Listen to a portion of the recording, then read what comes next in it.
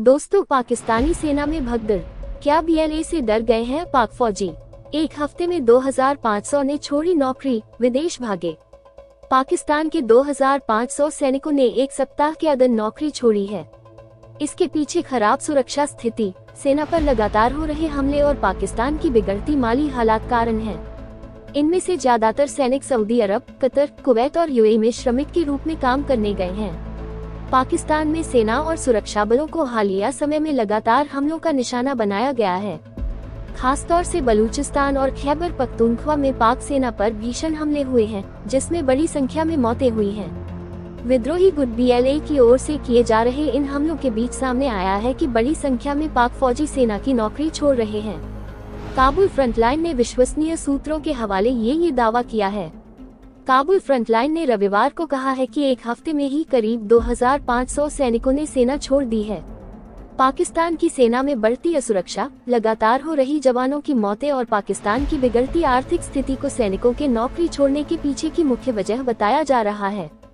पाक सेना को छोड़ने वाले ज्यादातर सैनिक देश के बाहर सऊदी अरब, कतर, कुवैत और यूएई में काम करने चले गए हैं।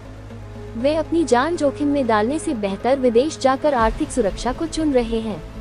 रिपोर्ट में दावा किया गया है कि पाकिस्तानी सेना के भीतर हालात काफी ज्यादा खराब हैं। ऐसे में सैनिक लगातार हिंसा और असुरक्षा के बीच लड़ने को तैयार नहीं हो रहे हैं। पाकिस्तान में सुरक्षा स्थिति बिगड़ने से सैनिकों का मनोबल टूट रहा है। हालांकि बड़ी संख्या में सैनिकों का पलायन सेना की ताकत पर भी सवाल उठाता है। ये ऐसे समय हो रहा है जब सुरक्षा के मुद्दे पर गंभीर चुनौतियों का सामना कर रहा है। इससे भविष्य में पाक सेना की कार्यक्षमता पर असर पड़ सकता है। पाकिस्तान के बलूचिस्तान में हाल ही में ट्रेन को हाईजैक कर इसमें सवार सैनिकों को निशाना बनाया गया। इसके बाद नौशकी में सैन्य काफिले पर भीषण हमला किया गया। दोनों ही हमलों में बड़ी संख्या में सैनिकों की मौत हुई है। ऐसे में सैनिक जान जोखिम में डालने के बजाय खाड़ी देशों में मजदूरी करके गुजारा करने का विकल्प चुन रहे हैं। हालांकि पाकिस्तान के मीडिया या पाक फौज ने सैनिकों के नौकरी छोड़ने के संबंध में कोई जानकारी नहीं दी है। पाकिस्तान में बलूचिस्तान लिबरेशन आर्मी के विद्रोहियों ने आज आत्मघाती हमले को अंजाम दिया है। क्वेटा के ताफ्तान जा रहे सेना के काफिले पर आतंकी हमला हुआ। इस हमले में 7 सैनिकों की मौत हो गई, वहीं 21 घायल हो गए। बलूच लिबरेशन आर्मी ने 90 पाकिस्तानी सैनिकों की मौत का दावा किया है। बता दें कि कुछ दिनों पहले बलूच विद्रोहियों ने पाकिस्तान में ट्रेन हाईजैक कर लिया था। पाकिस्तान में बलूचिस्तान लिबरेशन आर्मी के विद्रोहियों ने एक बार फिर आतंकी हमले को अंजाम दिया है।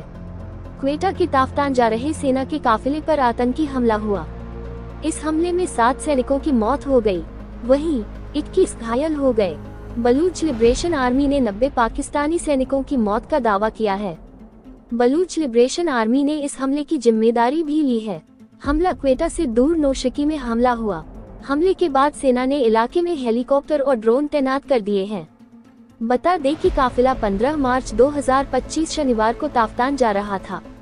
काफिले में सेना की 7 बसें और 2 अन्य वाहन थे। आईईडी से लदे हुए वाहन के काफिले की एक बस से टक्कर हो गई। यह आत्मघाती हमला था। बलूचिस्तान के मुख्यमंत्री सरफराज बुख्ती ने हमले की निंदा की है। ब्ला ने जानकारी दी कि बलूच लिबरेशन आर्मी की फिदायनी यूनिट द मजीद ब्रिगेड ने नौशकी में आरसीडी हाईवे पर आत्मघाती हमला किया। बलूच विद्रोहियों ने ट्रेन को किया था हाईजैक। आइए जानते हैं विस्तार से। बता दें कि पाकिस्तान के बलूचिस्तान में 12 मार्च को ट्रेन हाईजैक की घटना घटी। बलूच विद्रोहियों ने जाफर एक्सप्रेस ट्रेन को हाईजैक कर लिया था। ट्रेन में 440 यात्री सवार थे। विद्रोहियों ने 21 बंधकों की हत्या कर दी। वहीं सुरक्षा बलों ने ट्रेन हाईजैक में शामिल सभी 33 हमलावरों को मौत के घाट उतार दिया। क्या है बीएलए की मांग? आइए जानते हैं। बीएलए पाकिस्तान से बलूचिस्तान की आजादी चाहता है। ये प्रांत ईरान से सटा हुआ है। आज से नहीं, दशकों से आजादी की मांग चल रही है।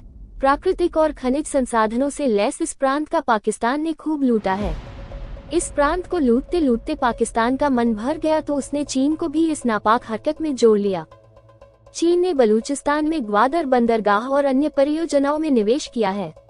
बलूचिस्तान के लोगों का आरोप है कि पाकिस्तान और चीन प्रांत की प्राकृतिक संसाधनों का दोहन कर रहे हैं।